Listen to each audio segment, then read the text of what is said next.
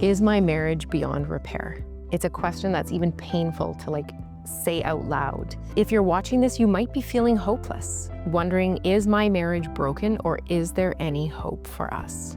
And it's pretty normal to hit that stage of hopelessness where there's just so much despair because you've tried for so long and things just aren't moving. And there seems to be a lot of conflict and distress, and the marital satisfaction has eroded. Well, today we want to give you some hope from research-based sources like Dr. John Gottman, Dr. Sue Johnson. These are experts who have created modalities of therapy for couples that help change couples from being in very, very distressed places back to places of health, to getting along, to renewed connection and intimacy. We'll provide clarity and guidance. And if you want to talk to somebody now, feel free to go and sign up for a free 20-minute consultation call at therapivo.com. The link is in the description below. So Verlinda, talk to me about some of the hopelessness that you see in or on people when they show up in your office for Zoom video counseling for couples therapy. Yeah. The hopelessness is often palpable. We've been stuck in the same old. We've done everything we can. Nothing's changing. Is there even help for us? Is a lot of times the question. So they often, or sometimes at least, do show up not knowing that it can be fixed. Yeah. Yeah. Some people have a lot of hope, whether it's hope in their marriage or hope in the counselor or whatever it might be. But then other people are just like, what is there? Yeah. Is this even fixable?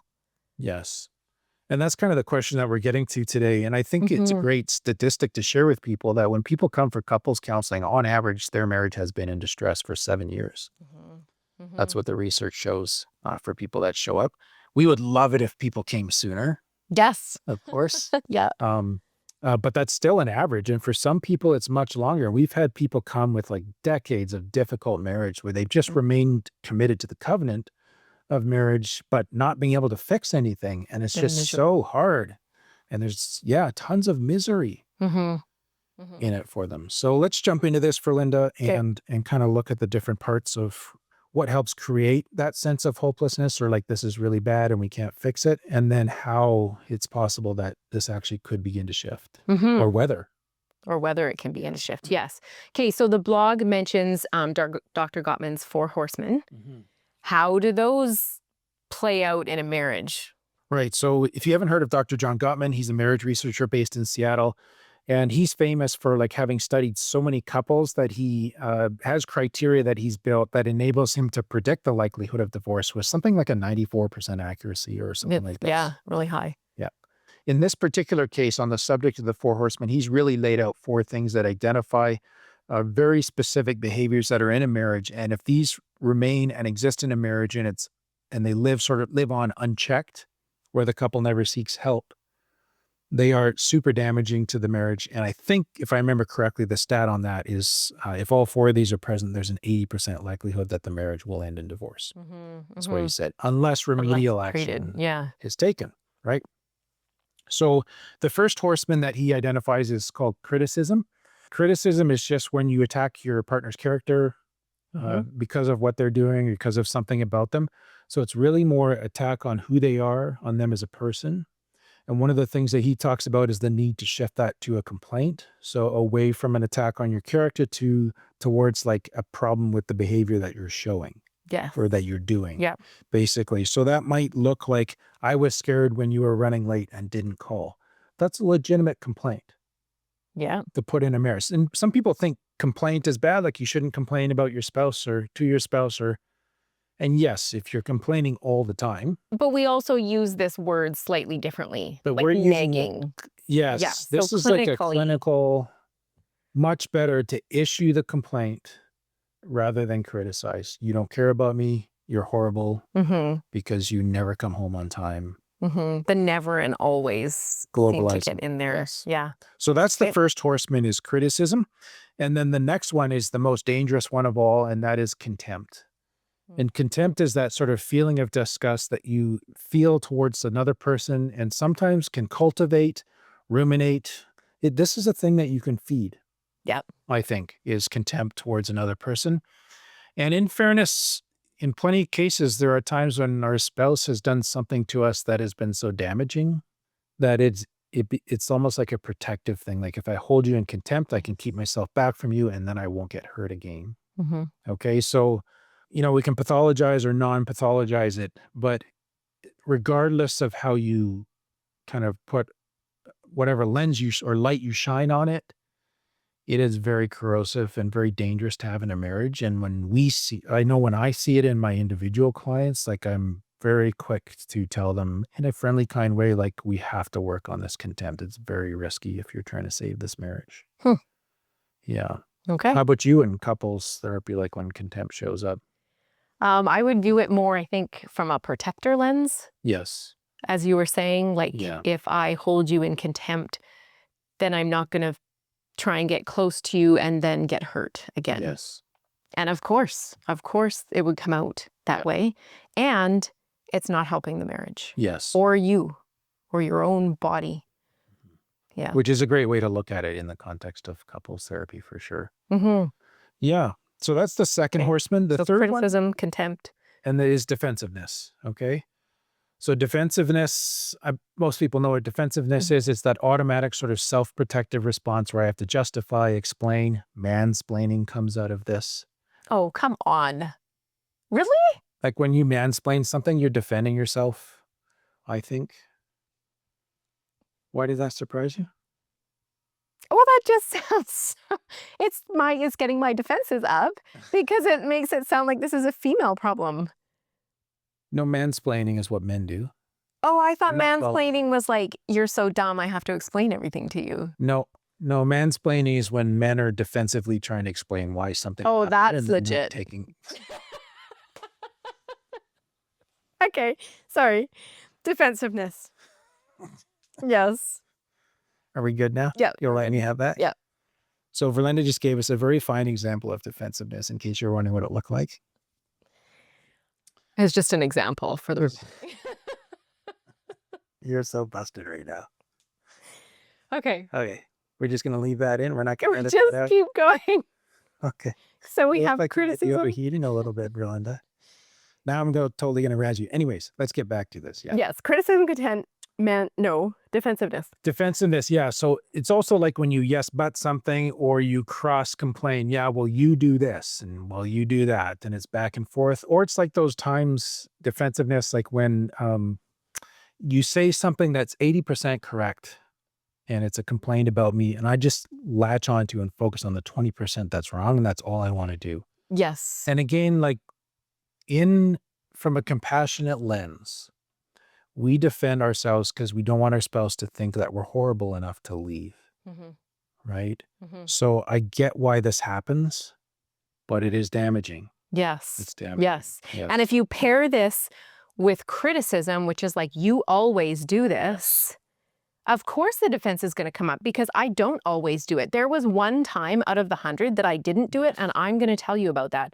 And then you have both things, and they're interacting with each other. Yes. And we've escalated. And neither spouse in that moment is in anywhere near a place of self-reflection and vulnerability, which is what you need to connect. Yes. Yeah. They're both protecting. So you can see the damage, how it kind of happens, right? Yeah. And then the fourth horseman is called stonewalling. And this happens sometimes consciously and sometimes or intentionally. Mm-hmm. And sometimes, I think probably more times than people admit or know about, it happens subconsciously. And I'm going to give the men a little bit of, not a pass here, but a validation on this, in that men quite often get overwhelmed physiologically in the face of emotions because we have been socialized to like not deal with emotions, like come to me with facts, I'll deal with that. Mm-hmm. And all that is like an emotional disability where we haven't been taught or haven't learned the skills to how to actually respond to or work with the emotions of another person and our own emotions. Maybe disability is too strong a word. It's a lack of education from childhood, from good parenting, because of various reasons, which we've talked about elsewhere. Mm-hmm. So men get overwhelmed and they withdraw. And sometimes they withdraw because they're scared if they say something, they're going to make it worse than it already is. So if I just say nothing, maybe it'll calm down and things will be okay. That's stonewalling. Or if I work really hard on figuring this out for like 5 or 10 minutes before I say something, you're doing, as a guy, or sometimes women do this too now, but you kind of think you're doing this good work, but your spouse experiences it as stonewalling. Yes. They're being shut out. Yes. They can't see what you're thinking. They don't know that you're trying to figure this out so you can say something useful or productive. Yeah. And it looks intentional. Yes. Even if it's not intentional, Yeah. I'm going to interpret it as intentional because you just shut me out. Yes. And that makes me insecure. Yeah. So Yeah. it occurs all the way from this, I didn't really realize that I was doing this and it had this effect on you, all the way through to like the outright, like, you're ridiculous, I'm out of here. And I go for a drive, or I go to the garage, or I literally physically check out of the room, or I say, I'm not willing to talk to you when you're like this. That's stonewalling. Doesn't stop us from having boundaries in certain situations, but this is different than like a healthy boundary, of course. So that's the fourth horseman. Okay. Criticism, contempt, defensiveness, stonewalling. Stonewalling. And so if all four of those things are present, 80% likelihood. 80%. Unless there's remedial action taken. Yeah. Some kind of help. That's a lot. Marriage. Yeah. Okay. So can you tell me about like a fondness and admiration system in a marriage? Yeah. So I never really used a lot of Gottman's stuff when I did couples therapy, but this is also another thing that I studied, which I thought was really useful. And this is kind of opening the kimono, so to speak, from the therapy side of the ring, because it's something that I watched for when I was working with couples, is like, how much of the fondness and admiration system is still active or present in this marriage? And one of the things that I used to do around this is I like to ask the question, like, what is the glue that holds you guys together? And when I ask people that question, when I saw them like melt and like, well, he's such a lovely person, nobody's ever cared for me like he has, or that, or she's just she has a beautiful character. Like I fell in love with her the first time I saw her. And I kind of see that like softening, like a smile often breaks out, or their body language opens up towards each other. I'm like, okay, these guys have had like several years of tough stuff, but the fondness and admiration is still back in there somewhere. Okay. Gottman actually says in the training manual that I had, which is 15 years old now, he actually said when the fondness and admiration system is present, you're probably best just to switch to talk about how they can co-parent the kids and divorce amicably. When it's not present. When it's not present. When there's no fondness and no admiration left in the marriage. You disagree. I know How do you know I disagree? It's on your body. Do you want to come in on that? Like I'm not 100% sold on that either. I will agree with him that is a profoundly difficult place to come back from. Yes, I agree with that 100%. And it probably is true. Like this guy's done way more research than me. It probably is true that if that fondness and admiration system is gone, then it might mean the end. But I think that often we can be protecting ourselves from showing any fondness and admiration, even to the therapist. Right? Because you're still feeling unsafe with this person sitting beside you in the room. Yes. So, or it's like, if I give you any of that, you will stop trying. And I need you to try to know you care, because that's the only way I can tell you still care right now. Like maybe there is stuff like that for sure. But I guess I just don't want someone listening to this saying like, oh, there's no fondness or admiration. See you later. Yes. And it could be that there isn't, but it could be that there is, and I'm protecting myself from it. Yeah. Or you're listening to this show like right after you've had an argument. And you can't find a shred of fondness or admiration. No. We're just like, I am so fed up. Yeah. So this is something to self-evaluate in a time of like very calm groundedness. Yeah. And it doesn't mean the marriage is over. I think that's where I want to go. It doesn't have to mean that. It just means there's a high correlation that he observed. Yes, exactly. Towards people choosing to end the marriage. Yeah. What might make it hard? Like what might be we call them competing attachments in the room that might prevent me from so connecting. On the topic of like what makes it really difficult for marriages to recover, or like maybe even almost impossible or impossible. One is if there's active ongoing infidelity. Yes. And I'm making an assumption about monogamous committed relationships here, right? But if there's ongoing infidelity inside the relationship, or outside the relationship, but with the couple, one partner at least in the couple. Did I say that right? That sounds so complicated. Okay. If there's infidelity. If there's an affair happening. Yes. Okay. Or ongoing infidelity. Yes. Or untreated sex addiction. And in many couples, pornography addiction. Those are competing external attachments to the bond of the coupleship.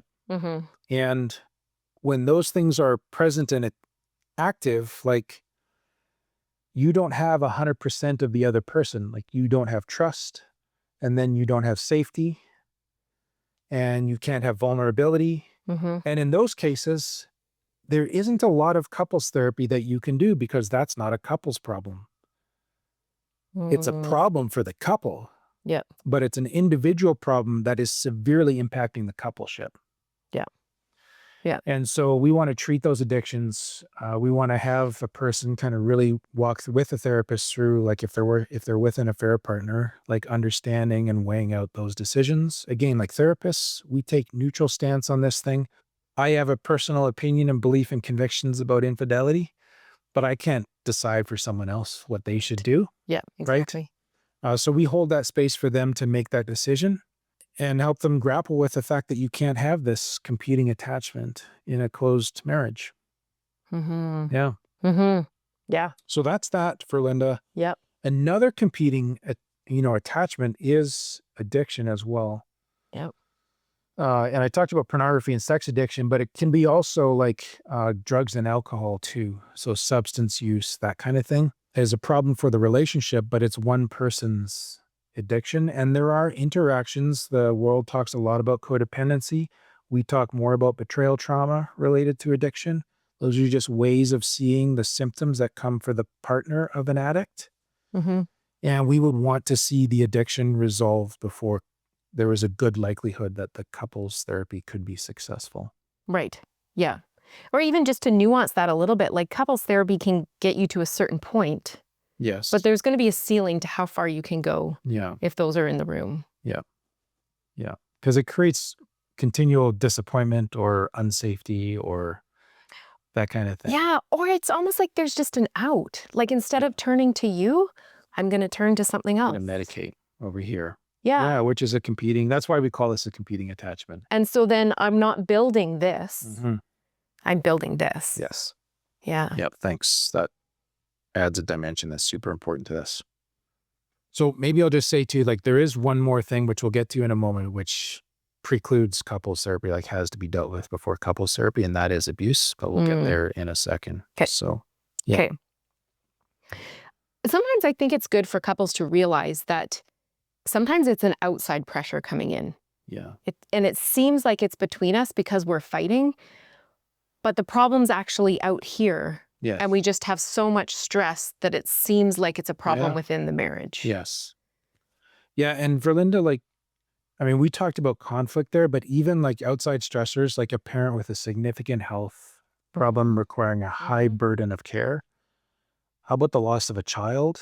Or even raising children. Job losses, like these external stressors can feel hopeless. And if you as a couple maybe didn't learn or maybe never even had a chance to figure out how to turn towards each other with that stress and to be a resource, the hopelessness of the situation around you may download into a feeling of hopelessness about the marriage. Yeah. Yeah. And so that's another case where folks can come to us with a sense of hopelessness where we're like, I think we can help with this, but I understand why you'd feel hopeless, like this marriage is beyond repair. Yeah. So you have this big problem that's not going away. Yeah. Or these big emotions that you've never had a time to process. Yeah. Or even I'm trying to process them. I have this huge stress. I'm trying to process them. I don't want to burden you with it and add to your stress. So I'm just going to keep it in over here. And so again, we're protecting, we're not connecting. Yes. Very good. And two, like when we're so stressed, our body is activated. I'm in fight or flight. So then when you say something, I'm turning towards you already in fight or flight. And then that feels like I'm attacking you. And it's just like, no, I just have so much stress over here and I don't know how to cope with it.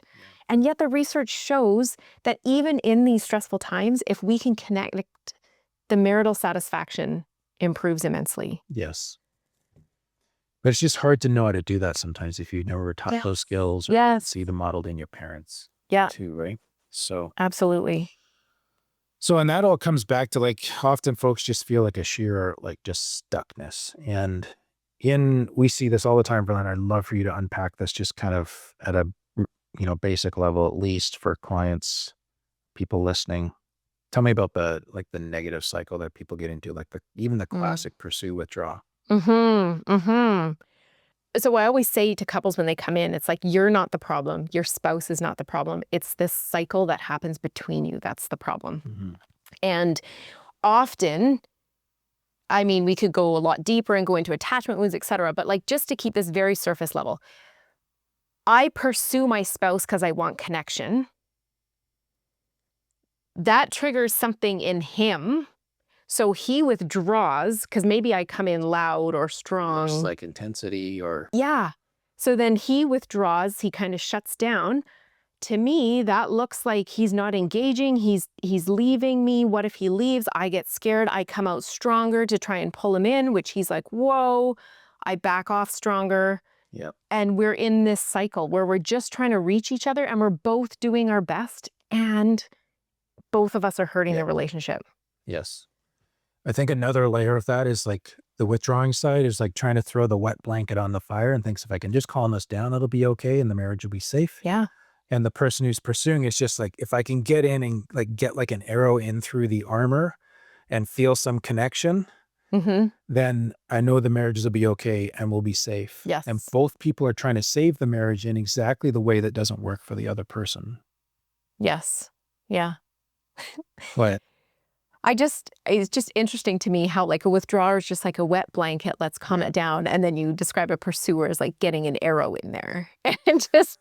Okay. Just... How would you describe it?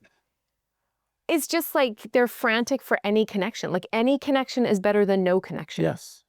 Yeah. So I'm doing anything I can to get a connection. Yes. I by nature, like full confession here, I'm a withdrawer. So, I understand the gentleness of the wet blanket and how good of an idea that is. Yeah, and how well it works. No, yes, I understand that too. Yes. So that is good. Thanks, yeah, Linda.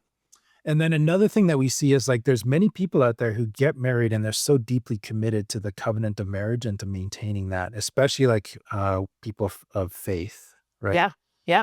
And so they can stay married for a long time with these dysfunctional patterns or with difficulties that aren't dysfunctional even, that are operating in the marriage for like years and years and years and years. Yeah. And it can feel super hopeless to the point where they're just like, I don't know if I can take this anymore. Right.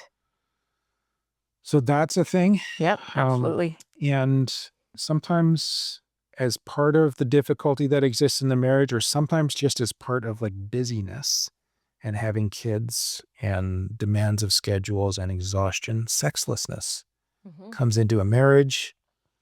People make attempts here and there to reconnect, and as to soften the rejection, the attempts aren't as strong, and you can kind of spiral out of sexual intimacy. Yeah. Over time as well, and that can be super difficult and begin to make it feel hopeless and like, why did I get married? And is this ever going to get changed? Yeah. We're going to change. What's the point? Yeah. Kind of those messages. Yeah. I view sexual intimacy as like the outpouring of whole person intimacy. Yeah. So if I don't feel connected with you, maybe there probably won't be a lot of sex in the marriage. But when I feel safe and I feel connected and I feel wanted, then that...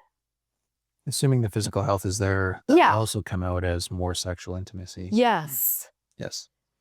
But it's like, it's an outpouring of the whole person intimacy. It's not like sex is its own thing and the rest of the marriage is its own thing. Right.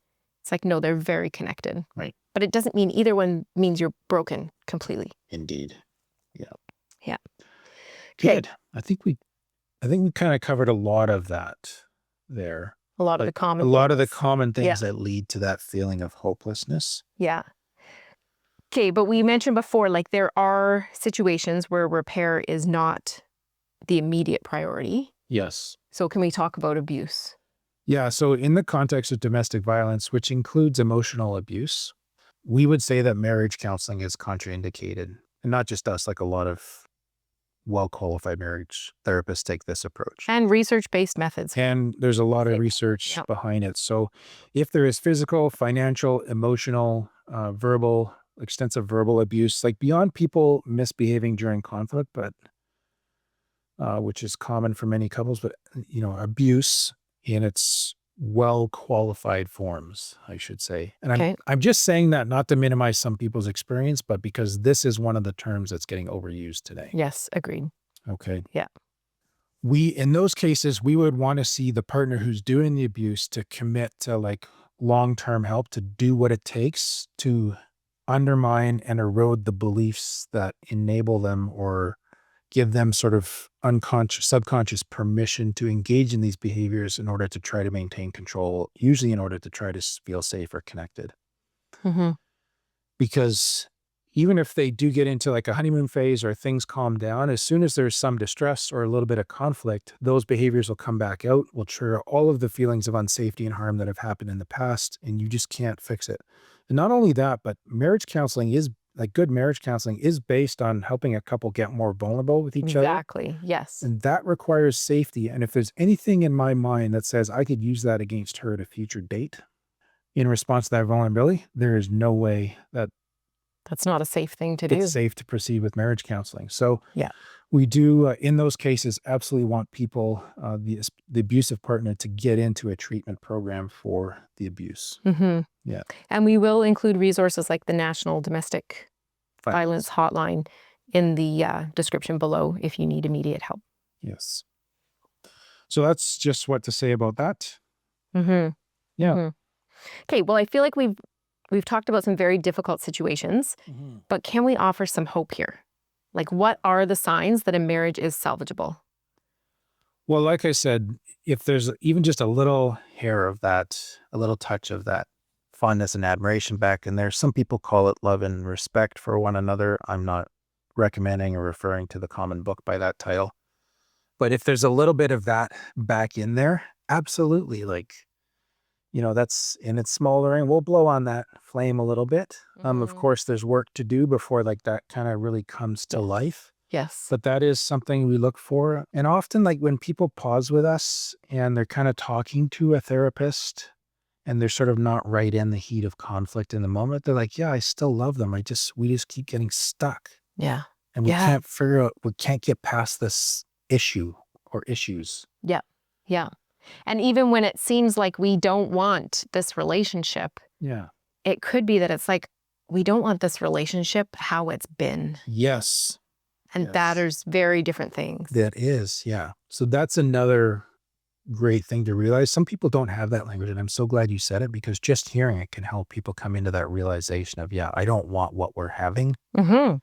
But if I could have something different with him or her, that would be amazing. Mm-hmm. Yes. Yes. Yes. So that's a good sign if you can access that as well.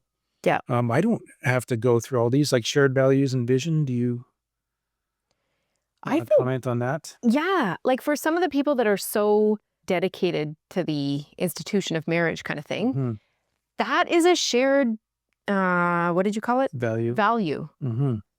Right? And so you have this shared value. You can grow from that. It doesn't mean you're stuck. It's like, okay, we have this thing. We're both committed. How can we make it work? Yeah.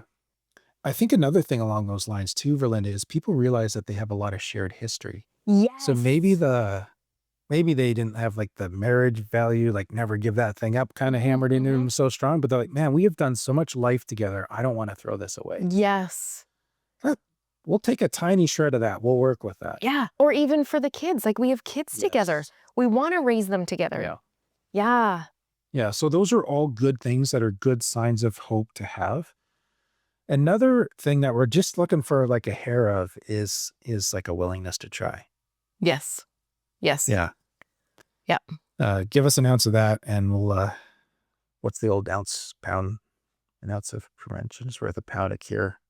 give us an inch of that, we'll give you a mile of marriage therapy. Maybe that's what we want. Not sure what you're doing. But we just need a little bit of willingness to try. And this is actually over the years, some of this is observing with friends because I've got more of the story watching people over their lifespan outside of session. Right. But sometimes I've seen this in session too. And that is it's kind of tragic when people don't have the energy to try at the same time.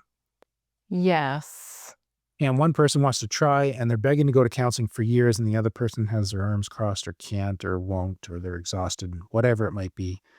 And then all of a sudden, first person is just like, I'm done. I burned that whole candle all the way down.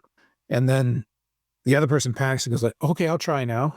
And it's it's too little too late. Ran that tank completely dry.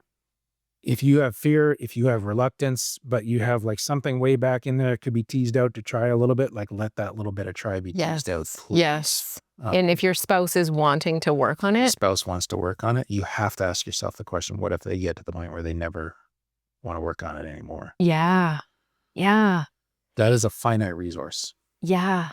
That want. And I think it's good to realize too, it doesn't mean something's wrong with you. Yes. Yeah. But whatever's happening between us isn't working. Yes. So let's work on that. Yes. Now the counterpoint to this, and I couldn't find it before I started here, but we did an episode a long time ago, Verlinda, that just talked about some people enduring for 3 to 5 years difficulties in their marriage and some of those marriages coming back. So there is a thing of waiting for the other person's trier to come online. Yeah. You'll have to listen and just you don't have to listen, but you'll have to just kind of think about that as you're listening to see if that's a fit for you.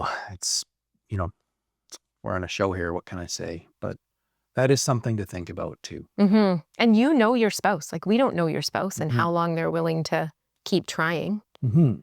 Yeah. Yeah. So those are some of the signs of hope that we've seen here, Verlinda. But you're training in more recent last couple of years and you're doing supervision on this right now. So I think it's a lot fresher for you than me. But talk to me about emotion-focused couples therapy. Because this is an approach that we use heavily in our practice with so many of our therapists. I love the fact that it was invented by a fellow Canadian, the late Dr. Sue Johnson. She received the Order of Canada, which is one of our highest civilian awards for her work in couples therapy on this topic. And it is one of the few empirically validated, and by that we mean scientifically established, shall we say, methods for doing couples therapy that actually has some amazing results. Yeah. So you just want a whole big picture of it, or? Well, how does it help couples who feel like their marriage is beyond repair? Yeah. Right from that angle. Yeah. So we get into feeling like our marriage is beyond repair because we're protecting ourselves and our spouse is protecting themselves. And so it's protectors against protectors. And it's just the behaviors that kind of go back and forth. And it's not in EFCT, in emotionally focused couples therapy, we address everything under the surface. Because you guys are already good at fighting about your behaviors. And so if we just give you behavioral methods to try, it'll probably help a little bit. Yeah. But then we get into conflict, our protectors come up and boom, we're back into the cycle. Yes. So in EFCT, we look at what's happening for us under the surface. When I dig down below the topics that they argue about and where they get stuck. Yes. Into the process of how they're interacting. Yes. Because if we just help you figure out a fight and solve a fight, you go home and you have a new fight that you come back with the next week. Yeah. But if I can help you understand, when you get yelled at, you shut down because you think you're in danger. And if I can just, throw the wet blanket on, then my relationship will be safe because I'm acting out of fear. And if I can turn to my spouse instead and show them the fear and get a positive response from them, which we orchestrate in session, that's such a different reaction than me looking like I've put the wall up so they yell louder. Yes. So It's a way of looking what goes on under the surface, the process of what is happening between you, and turning to a different experience. Yeah. I guess the word would be. Yeah, and when as couples sit in therapy and begin to have this other experience of the softer part that's underneath, which is much more huggable. Yes. And approachable, it disconfirms sort of the years of the negative cycle that have built up that have said this person's impossible, I can't make this work. Yeah. Yeah. And that it's an amazing process and skill to be able to take people down below the surface underneath to those deeper things that are happening. Yeah. It's beautiful to witness. It's like such an honor to be part of. Yeah. And have people share their story. And so the first stage, let's call it a stage, is like the de-escalation of the conflict. Yes. And processing and figuring out what's happening and like what the cycle is. And what is that? The cycle being like the interaction between the couple where they're kind of punching buttons below the surface. So and then the protectors coming out. Up the top, the protectors, which also hits the other person's below the surface stuff, which hits their protectors. And then we're doing this, right? Yes. We're in a continual cycle. Yeah, that's really good. So we de-escalate that first, identify that cycle, and then it's restructuring those underlying attachment wants, needs, desires. So the stuff below the surface, like what I call the huggable parts, they actually start talking almost to each other, or the couple learns to talk to each other out of those places. Yes. And when you see those parts of your spouse that you didn't know were operating underneath the surface, it softens you in ways that you don't expect. And that's you're like, that I can move towards. Yeah, that's where the restructuring the bond comes in. Yes. And then you're like, can rebuild. Yes. And I do like a ton of addictions work, and I think about that almost a little bit through that lens of like your brain finds a better reward. Yeah, like us. Yes. You get the dopamine or the oxytocin of the connection that comes from that. Yeah. So that helps consolidate that new cycle. Yeah. And that's the last stage, consolidation. Where it's like we have a new cycle in place. So when things hit, we have a new way of interacting that's healthy and helpful. Yes. And like, so, do people come to you forever? No. For help with these conversations, or like how? Okay, that's such a hard question. You don't like being asked that question either. I asked it first. It depends. And I'm going to say the same answer. Like, it depends. If you've come in because, you've had a 6 months to a year of conflict, you're realizing you're stuck, you can come in, realize what's going on.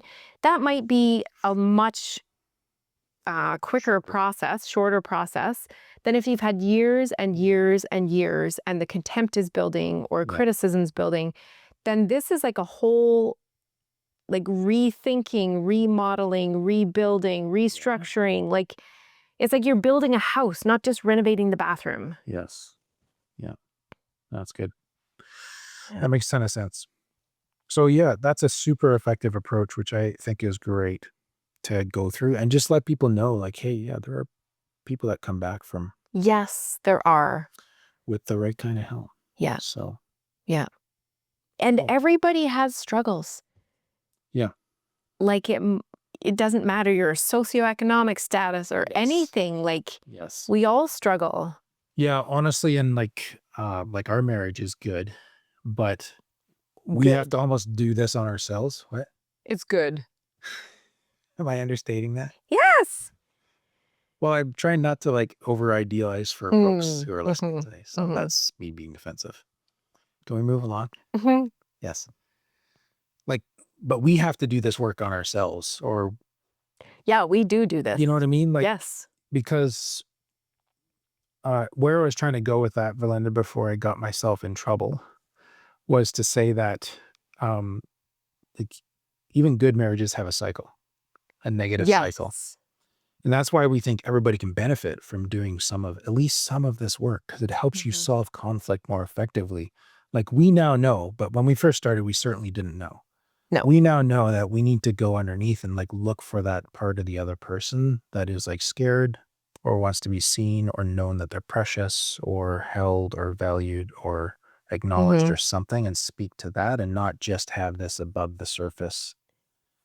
Why won't you let me buy another gun? Yeah. or whatever the, or power tool or whatever the issue is, or raise a kid a certain way. Right. Yeah, which are all big things. I think it goes both ways though. Like, yes, I need to look at you in a certain way, but I also need to examine what's going on for me.